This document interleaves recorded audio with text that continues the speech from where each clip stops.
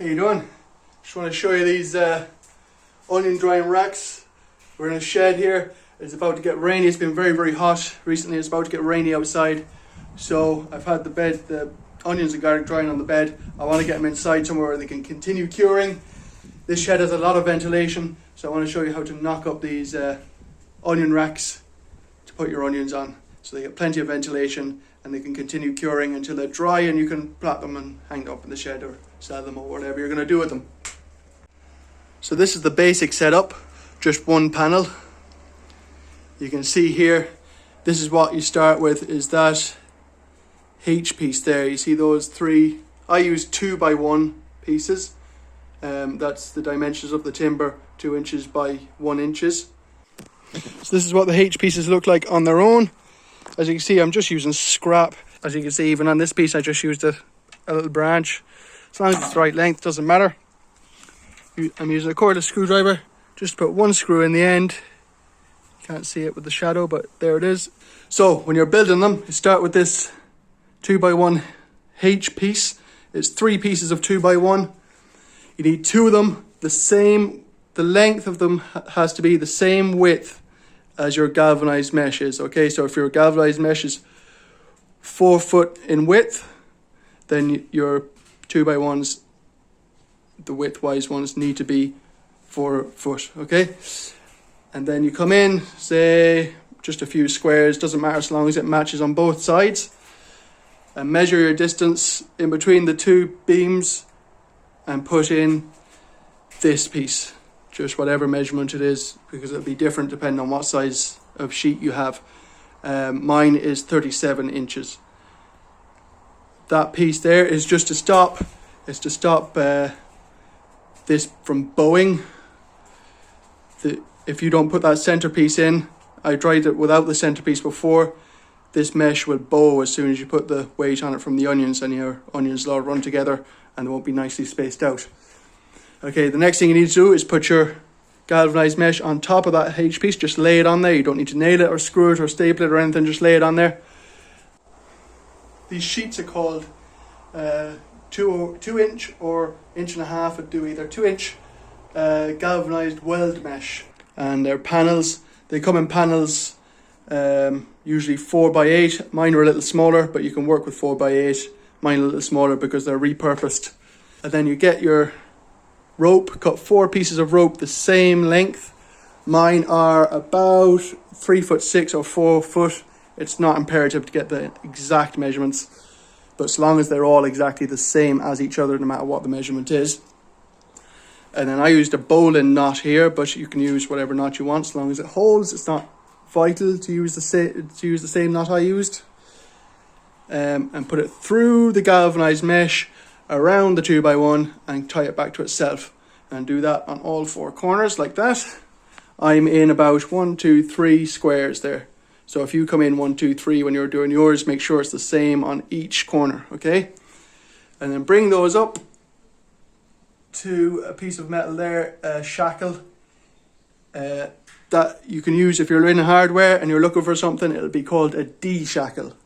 So you need 2 of those for every rack you make. And now up here, you can either use a pulley wheel. If you're in a hardware, you might look for a pulley wheel. It'll be a couple of bucks. I had these, I'm not sure what they're called. Maybe a plated U-bolt or something similar like that. It would be called, I'm sure. That's what I used. It's fine. You don't really need a pulley wheel if you have something like that. It's not going to hold a lot of friction.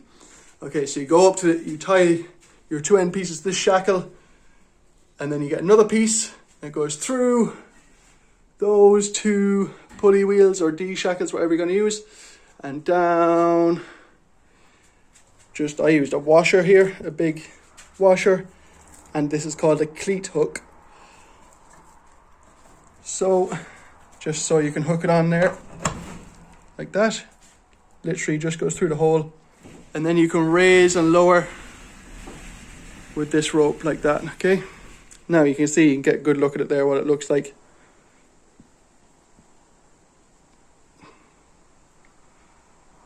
Okay, so those 2 ropes I was on about. The one this end will be a longer rope, and then the one this end is a short rope. just goes up as far as that. So when you're measuring it, I would advise doing the short rope first. So from that D shackle, you put your 2 ropes from the 2x1. Hold on. So this D shackle that holds the 2 ropes coming from the 2x1, tie another rope onto that. This is 6mm rope, by the way. It should be plenty. And measure it all the way up to your pulley wheel or whatever you're using up here. And then you go through that pulley wheel and tie it off onto a washer or a D shackle or whatever you're using. I used a washer just 'cause I had them spared, the nice big washers. And then you do the same on this end through your D shackle all the way up to the pulley wheel or whatever you're using, and continuing on across and through the pulley wheel the other side and tie it to the same washer. And then you have another piece of rope. This is your handle. I like to tie stop knots at the end of my ropes just so they don't get frayed.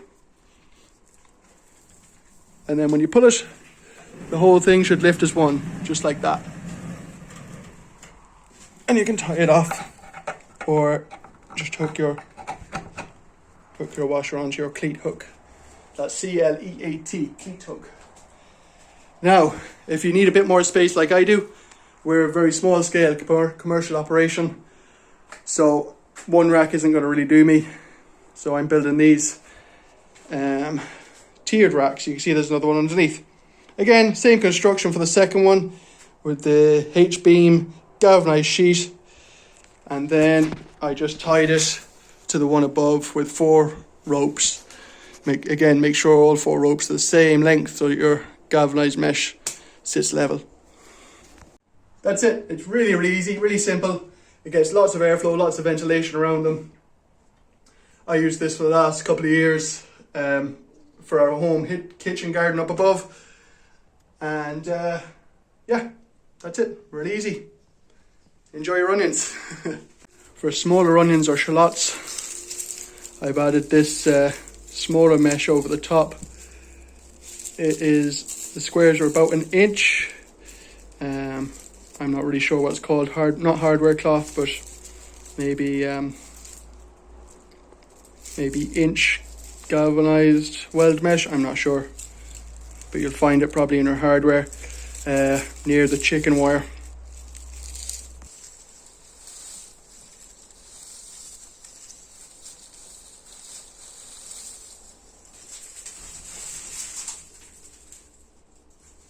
I've put the shallots on top because they're much smaller and have the smaller mesh. And the onions go down below. I like to put them down like this. You maximize your space usage on the racks. Just make sure there's a bit of a gap between each one. And point the leaves downwards like that. You get as many as you can on a rack like that, really. This method you don't get as many on there, to be honest. But it's much better if you have smaller onions or shallots.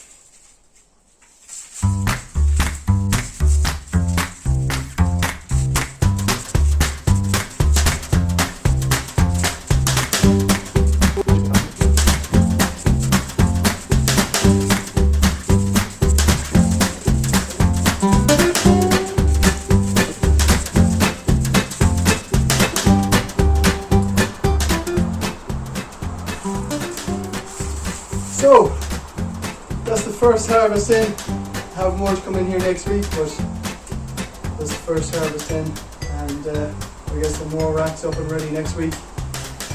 This is what it looks like when it's all done.